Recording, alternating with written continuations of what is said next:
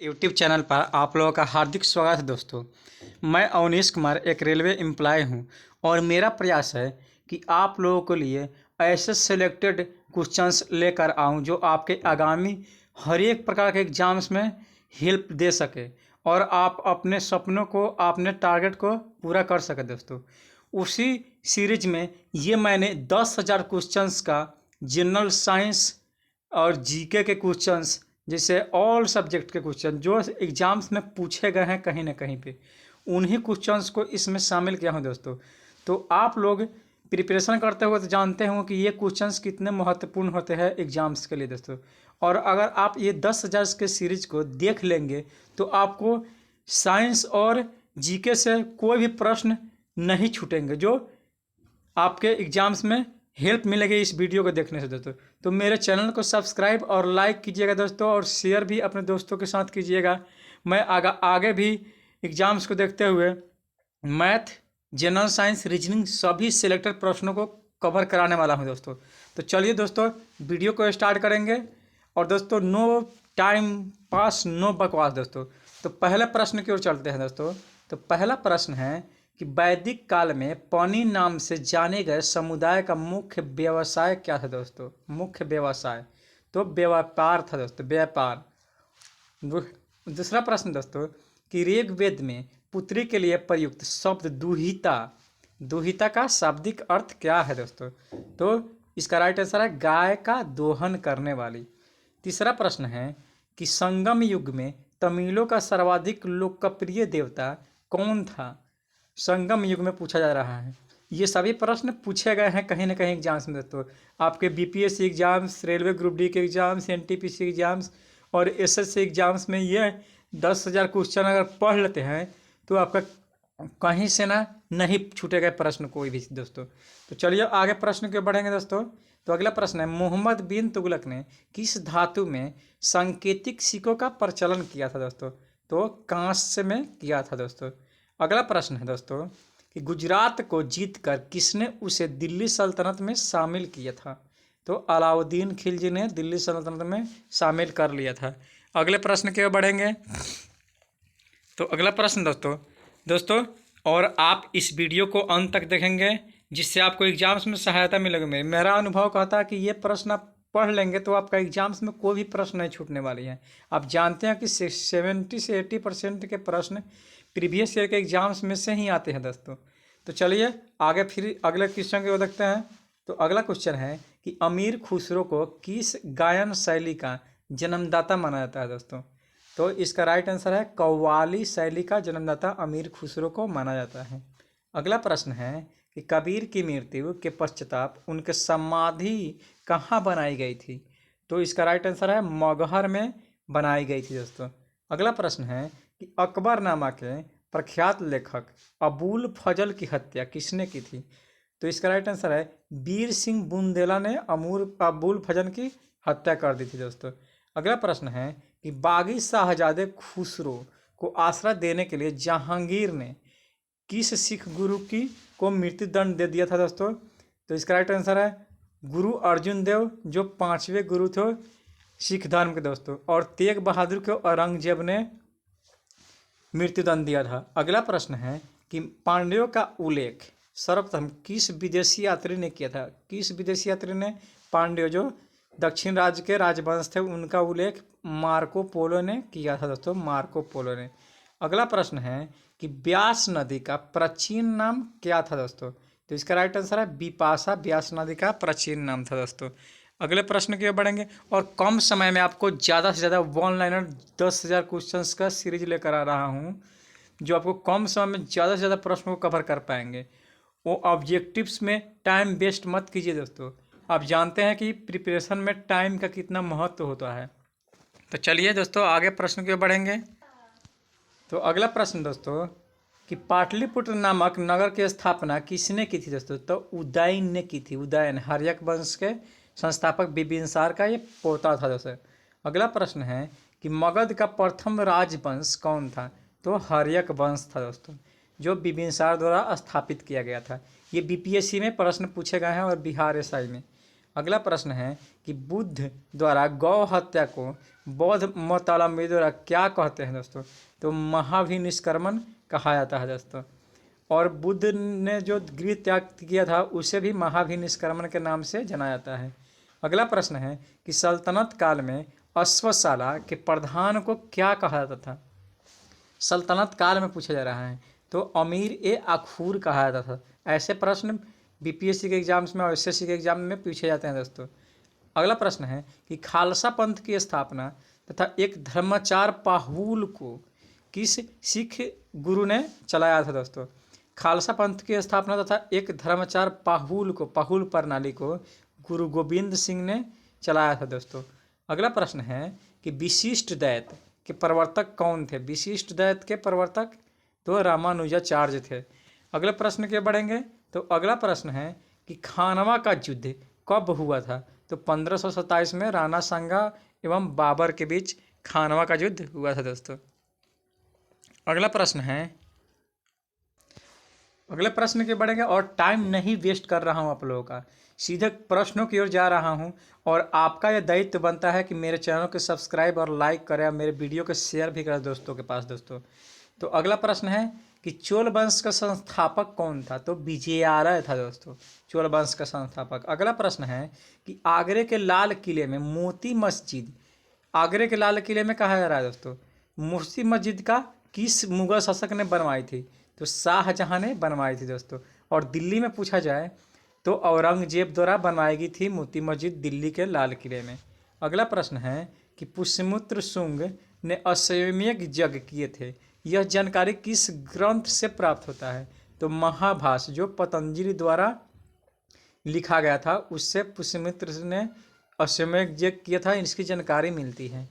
अगला प्रश्न है कि ऐत्रेय ब्राह्मण किस वेद का है? ऐत्रेय ब्राह्मण, तो इसका राइट आंसर है ऋग्वेद का है ऐत्रेय ब्राह्मण। अगला प्रश्न है कि हिस्टोरिका नामक ग्रंथ के लेखक कौन है? तो हेरोडोटस है दोस्तों हिस्टोरिका नामक ग्रंथ के लेखक। अगला प्रश्न है कि उत्तर रामचरित के लेखक कौन है? तो भवभूति है उत्तर रामचरित के लेखक।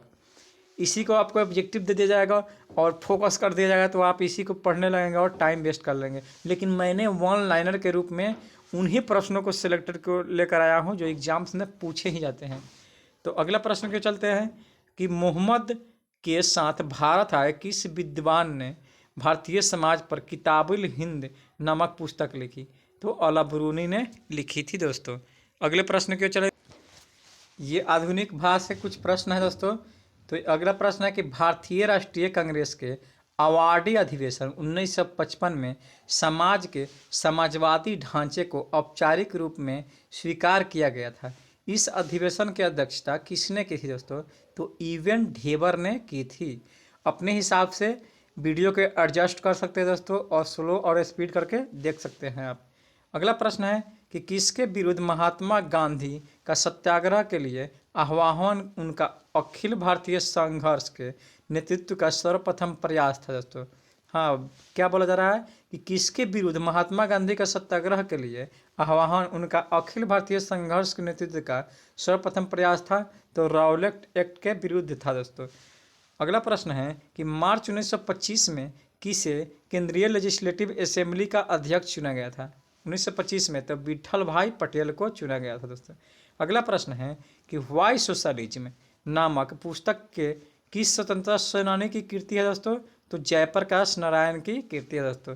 Modern India most important question है दोस्तों, ये प्रश्न पूछे ही जाते हैं दोस्तों, देख कर ही जाना है आपको, बार बार आपसे अपील है। तो अगले प्रश्न की ओर बढ़ेंगे।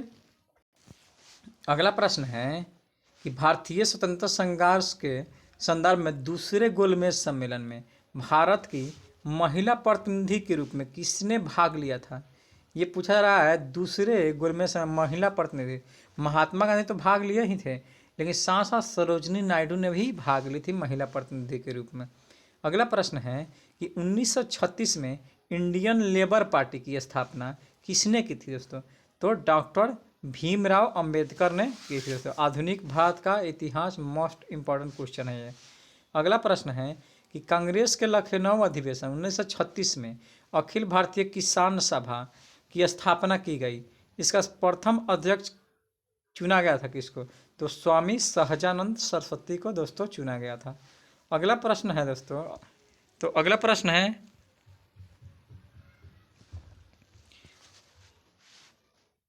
कि जालियांवाला बाग हत्याकांड की जांच के लिए कांग्रेस ने अपनी एक अलग समिति बनाई थी। इसके अध्यक्ष कौन थे? तो पंडित मदन मोहन मालवीय थे दोस्तों। अगला प्रश्न है कि व्यक्तिगत सत्याग्रह आंदोलन 17 अक्टूबर 1940 से प्रारंभ हुआ। सर्वप्रथम किस स्थान से इसे प्रारंभ किया गया? तो पवनार से किया गया था दोस्तों। अगला प्रश्न दोस्तों कि बम्बई नौसेना विद्रोहियों ने 1946 में जो हुआ था किसकी अपील पर समर्पण किया था?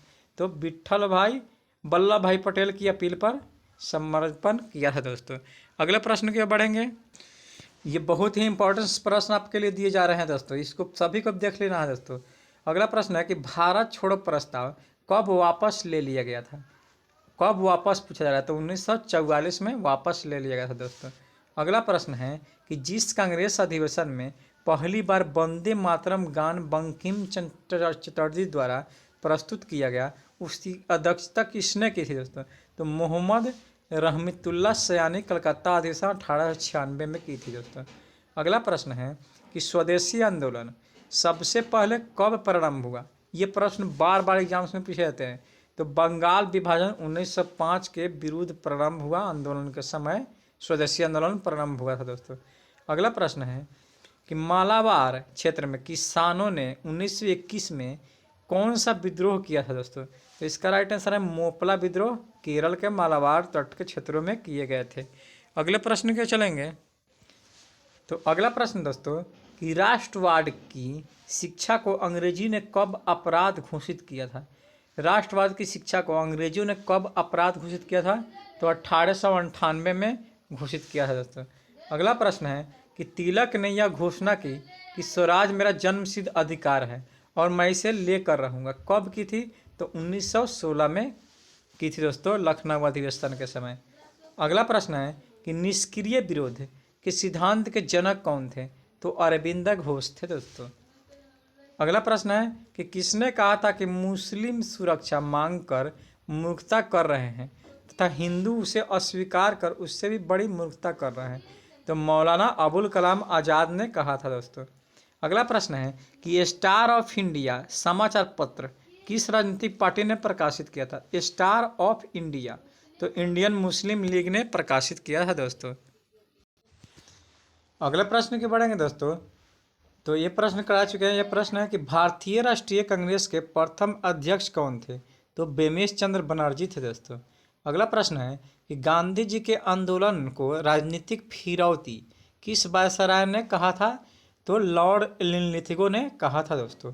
अगला प्रश्न है कि 1857 के बरेली विद्रोह नेता कौन था दोस्तों? बरेली विद्रोह का नेता कौन था? तो खान बहादुर था दोस्तों।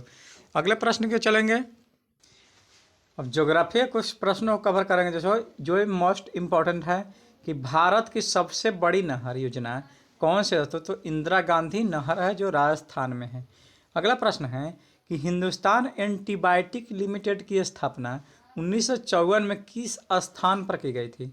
तो पिंपरी पुणे में की गई थी दोस्तों 1954 में हिंदुस्तान एंटीबायोटिक्स लिमिटेड की स्थापना। अगला प्रश्न है कि बाल्टिक सागर और उत्तरी सागर को मिलाती है तो कील नहर मिलाती है दोस्तों। उसी तरह अगला प्रश्न है कि रिलायंस इंडस्ट्रीज को किस स्थान पर 7000 अरब घन फुट गैस के भंडार पता चला है दोस्तों? तो कृष्णा गोदावरी बेसिन में पता चला है दोस्तों। अगला प्रश्न है कि केरल में इडुक्की परियोजना किस नदी पर है? तो पेरियार नदी पर है दोस्तों इडुक्की परियोजना। अगला प्रश्न है कि किसी मध्य रेखा पर सूर्य के उत्तरोत्तर 2 बार गुजरने के समय अंतराल को क्या कहते हैं? तो सौर दिवस कहा जाता है दोस्तों। अगले प्रश्न के बाद अगला प्रश्न दोस्तों कि विश्व में सर्वाधिक सोना किस देश में प्राप्त होता है? तो दक्षिणी अफ्रीकी गणराज्य में प्राप्त होता है। अभी स्वर्ण का उत्पादन सबसे अधिक चीन कर रहा है दोस्तों। अगला प्रश्न है कि चंबल, केन, बेतवा किस नदी की महत्वपूर्ण सहायक नदियां हैं? तो यमुना नदी की सहायक नदियां है ये। अगला प्रश्न है कि पश्चिमी बंगाल के टीटागढ़ शहर का संबंध किस मुख्य उद्योग से है? टीटागढ़ का तो कागज उद्योग से है दोस्तों। अगला प्रश्न है कि मासाई जनजाति के पड़ावे को क्या कहा जाता है? तो काल कहा जाता है दोस्तों। अगला प्रश्न है कि एशिया माइनर एवं दक्षिणी रूस में स्थित अंतर्देशीय सार का क्या नाम है? तो काला सागर नाम है दोस्तों। अगले प्रश्न के बढ़ेंगे। तो अगला प्रश्न दोस्तों कि ग्रेट आर्टिजियन बेसिन किस देश में स्थित है?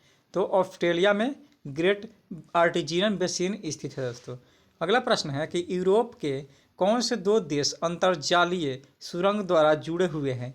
तो फ्रांस एवं इंग्लैंड जुड़े हुए हैं एक दूसरे से।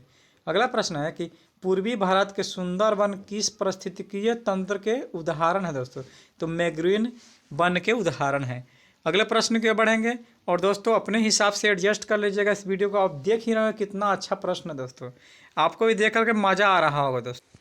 तो अगला प्रश्न है कि विश्व की सबसे गहरी खाई मरियान ट्रेंच कहाँ स्थित है? तो प्रशांत महासागर में मरियान ट्रेंच स्थित है दोस्तों। अगला प्रश्न है कि भारत का केंद्रीय आलू शोध संस्थान कहाँ स्थित है? तो शिमला में स्थित है। अगला प्रश्न है कि यूराल पर्वत किन दो के बीच प्राकृतिक सीमा निर्धारण का काम करती है? तो एशिया एवं यूरोप को यूराल पर्वत दो प्राकृतिक सीमा बनाती है। अगला प्रश्न है कि उत्तरी अमेरिका में स्थित माउंट मैकिले किस पर्वत की चोटी है? तो रॉकीज की चोटी है माउंट मैकिले। अगला प्रश्न है कि ग्रीनविच से गुजरने वाली देशांतर रेखा क्या कहलाती है? तो प्रधान मध्याह्न रेखा यानी प्राइम मेरिडियन लाइन कहा जाता है। अगले प्रश्न के बढ़ेंगे। तो अगला प्रश्न दोस्तों कि स्थल सेतु सिद्धांत यानी कॉन्सेप्ट ऑफ लैंड ब्रिज किस वैज्ञानिक की देन है दोस्तों? तो ग्रेगरी की देन है स्थल सेतु सिद्धांत। अगला प्रश्न है कि पृथ्वी द्वारा अपनी धुरी पर एक निश्चित तारे के सापेक्ष एक घूर्णन पूरा करने में लगे समय को क्या कहते हैं? तो नक्षत्र दिन कहा जाता है दोस्तों। अगला प्रश्न है कि हार्मुज जल संधि किन दो देशों को अलग करते हैं? तो ईरान एवं ओमान को अलग करता है दोस्तों। अगला प्रश्न है कि बोकारो स्थित लोहा तथा इस्पात उद्योग किस देश के सहयोग से स्थापित किया गया है? बोकारो वाला जो इस्पात उद्योग है वो पूर्व सोवियत संघ के सहयोग से, और भिलाई भी पूर्व सोवियत संघ के सहयोग से बनाया गया है दोस्तों। अगला प्रश्न है कि Tata iron and steel works TISCO किस क्षेत्र का व्यवसाय है दोस्तों? प्राइवेट सेक्टर का व्यवसाय है। 1907 में इसकी स्थापना की गई थी जमशेदजी टाटा जी द्वारा। अगले प्रश्न के बढ़ेंगे। अगला प्रश्न दोस्तों कि मदर ऑफ पियर्स क्लाउड किस मंडल में पाए जाते हैं? तो ओजोन मंडल में मदर ऑफ पियर्स क्लाउड पाए जाते हैं दोस्तों। अगला प्रश्न है कि कनाडा का सडबरी क्षेत्र किस खनिज के लिए विश्व विख्यात है दोस्तों? तो निकेल के लिए है विश्व विख्यात है। अगला प्रश्न है कि 5 सागरों के भूमि लैंड ऑफ 5 सीज से किसे संबोधित किया जाता है? तो दक्षिणी पश्चिमी एशिया को किया जाता है दोस्तों। अगला प्रश्न है कि भारत के झारखंड राज्य में कौन से जनजातियों का बहुल्य है दोस्तों? तो संथाल जनजातियों का बहुल्य है दोस्तों। अगले प्रश्न के बढ़ेंगे। तो अगला प्रश्न दोस्तों कि उकाई परियोजना किस नदी पर स्थित है? तो ताप्ती नदी पर गुजरात में स्थित है दोस्तों उकाई परियोजना। अगला प्रश्न है कि कर्नाटक में कहवा खेती के लिए उपयोगी मानसून से पहले की बौछारों को क्या कहा जाता है? तो चेरी ब्लास्म यानी नेरी ब्लास्म नहीं, चेरी ब्लास्म कहा जाता है दोस्तों, चेरी ब्लास्म। अगला प्रश्न है कि भारत में 3 सबसे बड़े गन्ना उत्पादक राज्य क्रमश कौन से हैं? तो उत्तर प्रदेश, महाराष्ट्र और कर्नाटक है दोस्तों। अगला प्रश्न है कि गंगा के मैदान में मृदा की उर्वरकता को बनाए रखने का मुख्य कारण क्या है दोस्तों? तो वार्षिक बाढ़ एवं नवीन जलोढ़ मृदा का जमाव है। अगला प्रश्न है कि हिमनदों द्वारा जमा किए गए अवसाद जब गोलाकार पहाड़ियों का रूप धारण कर लेते हैं तो उसे क्या कहते हैं? तो ड्रमलिन के नाम से जाना जाता है उसे दोस्तों। अगला प्रश्न है कि भारत और तिब्बत के बीच प्रमुख मार्ग जो कलिम्पोंग का अल्हासा से जोड़ता है किस दर्रे से होकर निकलता है? जो जयलेपा दर्रा से निकलकर जो मुख्य मार्ग है जो कलिम्पोंग का अल्हासा से जोड़ता है वो जिलेपा दर्रे से होकर निकलता है दोस्तों। अगला प्रश्न है कि भोजपत्र किस प्रकार के वन का प्रमुख वृक्ष है? तो समशीतोष्ण पर्णपाती वन का है दोस्तों। अगला प्रश्न है कि हॉर्न ऑफ अफ्रीका के अंतर्गत आने वाले देश है सोमालिया, इथोपिया एवं जिबूती है दोस्तों। अगले प्रश्न की ओर बढ़ेंगे और दोस्तों अब पॉलिटिक्स के कुछ महत्वपूर्ण प्रश्नों को शामिल कर रहे हैं। तो कौन से मौलिक अधिकार बेगार को निषिद्ध तथा स्त्रियों को के क्रय विक्रय पर रोक लगाता है दोस्तों? तो शोषण के विरुद्ध अधिकार है। अगला प्रश्न है कि इस राष्ट्रपति और उपराष्ट्रपति से संबंधित चुनाव विवादों का निपटारा करने का अधिकार उच्चतम न्यायालय को है या उसका कौन से अधिकार है? तो प्रारंभिक अधिकार है दोस्तों। अगला प्रश्न है कि संविधान में उल्लिखित मौलिक अधिकारों को कौन निलंबित कर सकता है? तो राष्ट्रपति कर सकता है दोस्तों। वन लाइनर के ये इतने इंपॉर्टेंट प्रश्न है जो कम समय में आपको कवर, 1 मिनट में कम से कम 4 प्रश्नों को कवर करा दिए जा रहे हैं। और आप अगर वीडियो ऑब्जेक्टिव देखेंगे तो 1 मिनट में आपको एक भी प्रश्न कवर नहीं करवाए जाते हैं, इसलिए आपको ये टाइम वेस्टिंग का काम होता है दोस्तों, और यही प्रश्न होते हैं। तो चलिए आगे आप लोग ही अपना समझते होंगे दोस्तों। तो अगला प्रश्न है कि एक व्यक्ति क्या एक से अधिक राज्यों का राज्यपाल हो सकता है दोस्तों? तो हाँ, हो सकता है, क्यों नहीं। अगला प्रश्न दोस्तों कि भारत के मूल संविधान में अनुच्छेद तथा अनुसूचियों की संख्या क्या था? तो 395 अनुसूचियाँ थी एवं अनुसूचियाँ 8 अनुसूचियाँ था दोस्तों। अगला प्रश्न है कि केंद्र और राज्य सरकारों के बीच विवादों का हल किसके अधिकार क्षेत्र में है? केंद्र एवं राज्य सरकारों के बीच विवादों का हल किसके अधिकार क्षेत्र में? तो उच्चतम न्यायालय के अधिकार क्षेत्र में है दोस्तों। अगला प्रश्न है कि नए राज्य बनाने संबंधी बिल को पेश करने के लिए किसकी अनुशंसा आवश्यकता होती है? तो राष्ट्रपति की आवश्यकता होती है दोस्तों। अगला प्रश्न है कि मौलिक अधिकार न्यायालय में परिवर्तनीय है या नहीं? तो परिवर्तनीय है दोस्तों, जबकि मौलिक कर्तव्य परिवर्तनीय नहीं है दोस्तों। मौलिक अधिकार परिवर्तनीय है जबकि मौलिक नीति निर्देशक सिद्धांत परिवर्तनीय नहीं है दोस्तों, सॉरी इसके लिए। अगला प्रश्न है कि मौलिक अधिकारों का निलंबन किस स्थिति में होता है? तो युद्ध या बाह्य आक्रमण दोनों परिस्थितियों में हो जाता है दोस्तों। ये मोस्ट इम्पॉर्टेंट कॉन्स्टिट्यूशनल क्वेश्चन है दोस्तों। अगले प्रश्न दोस्तों कि भारतीय संविधान का स्वरूप संघात्मक या एकात्मक है? तो दोनों समन्वय है भारतीय संविधान के स्वरूप में है दोस्तों। अगला प्रश्न है कि लोकसभा के भंग होने के पश्चात भी अध्यक्ष अपने पद पर नई लोकसभा के प्रथम अधिवेशन के ठीक पहले तक बना रहता है। यह संविधान के किस अनुच्छेद के अंतर्गत यह प्रावधान है? तो अनुच्छेद 94 के अंतर्गत ये प्रावधान दिए गए हैं दोस्तों। अगला प्रश्न है कि तारांकित प्रश्न किन्हें कहते हैं? तो तारांकित प्रश्न जिन प्रश्नों का उत्तर प्रश्नकर्ता सदस्य तुरंत चाहता है उसी को तारांकित प्रश्न कहा जाता है।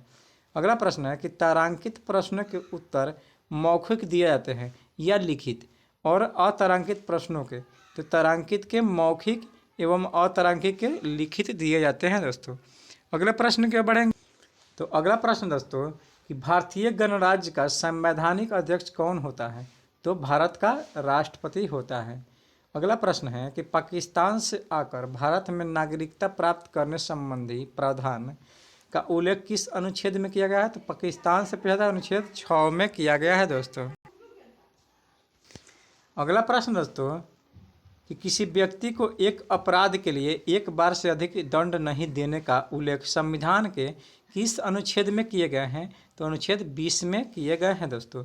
अगला प्रश्न है कि नए राज्य बनाने संबंधी बिल को पेश करने के लिए किसकी अनुशंसा आवश्यक होती है? तो राष्ट्रपति की अनुशंसा आवश्यक होती है दोस्तों। अगला प्रश्न है कि राज्य पुनर्गठन आयोग का अध्यक्ष किसे नियुक्त किया गया था? तो न्यायमूर्ति फजल अली को नियुक्त किया गया था राज्य पुनर्गठन आयोग का अध्यक्ष के रूप में। अगले प्रश्न की ओर बढ़ेंगे और हम लोग साइंस के महत्वपूर्ण प्रश्नों को कवर कर रहेंगे दोस्तों। आगे ये सभी क्वेश्चंस को मिसलेनियस समाहित किए गए हैं सब्जेक्ट वाइज दोस्तों, जो एग्जाम्स में पूछे गए प्रश्न और पूछे जाने की संभावना भी है। तो प्रश्न के बढ़ेंगे। फ्लोरेंस ट्यूब प्रतिदीप्ति बल्ब में कौन सी गैस भरी जाती है दोस्तों? तो इसका राइट आंसर है मर्क्यूरिक ऑक्साइड एवं नियॉन भरी जाती है दोस्तों। अगला प्रश्न है कि अधूरे प्रज्वलन के कारण सिगरेट से निकलने वाली रंगहीन गैस है? तो कार्बन मोनोऑक्साइड है दोस्तों। अगला प्रश्न है कि अल्फा कीरेटिन नामक प्रोटीन शरीर में कहाँ उपस्थित होता है? तो त्वचा में अल्फा कीरेटिन नामक प्रोटीन उपस्थित होता है दोस्तों। अगला प्रश्न है कि घूमती हुई चकती के केंद्र के पास एक पत्थर का टुकड़ा रखा है। पत्थर को परिधि की ओर ले जाने पर उसका घूमने की गति क्या होगी दोस्तों? तो कम होगी। अगले प्रश्न के बढ़ेंगे। तो अगला प्रश्न दोस्तों कि ऐसी अंतःस्रावी ग्रंथि कौन सी है जो निष्क्रिय रूप में हार्मोन्स का स्रावन करती है? तो थायराइड ग्रंथि है दोस्तों। अगला प्रश्न है कि मूंगफली की फसल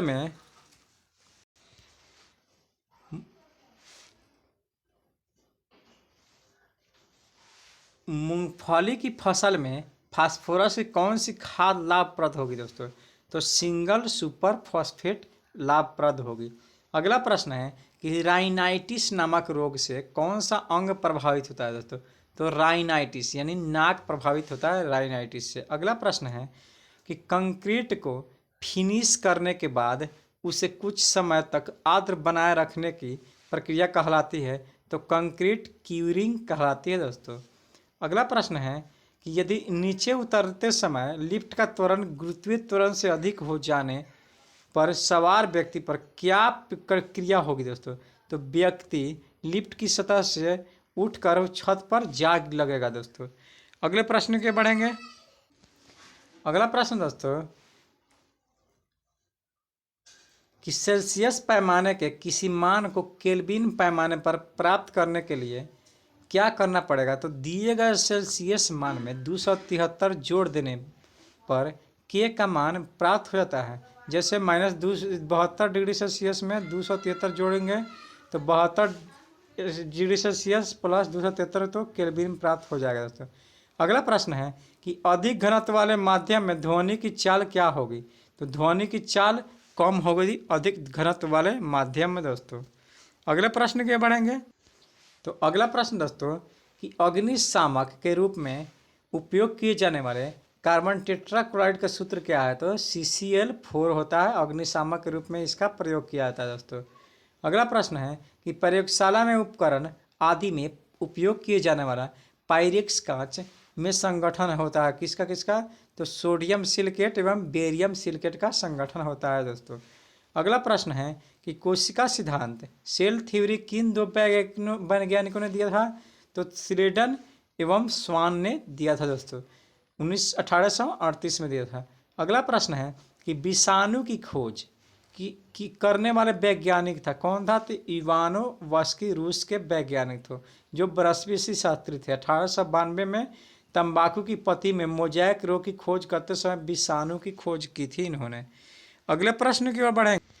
तो अगला प्रश्न दोस्तों कि रुधिर वर्ग ओ धारण करने वाले व्यक्तियों में कौन सा प्रोटीन पदार्थ नहीं पाया जाता है? तो एंटीजन रुधिर ओ वाले में नहीं पाए जाते हैं। AB में एंटीबॉडी और ओ में एंटीजन नहीं पाए जाते हैं। अगला प्रश्न है कि पीलिया रोग यानी जॉन्डिस के लिए उत्तरदायी जीवाणु कौन से है? तो लैप्टोस्पाइरा इक्टेरोहमरेजी है दोस्तों। लैप्टोस्पाइरा इक्टेरोहमरेजी है दोस्तों।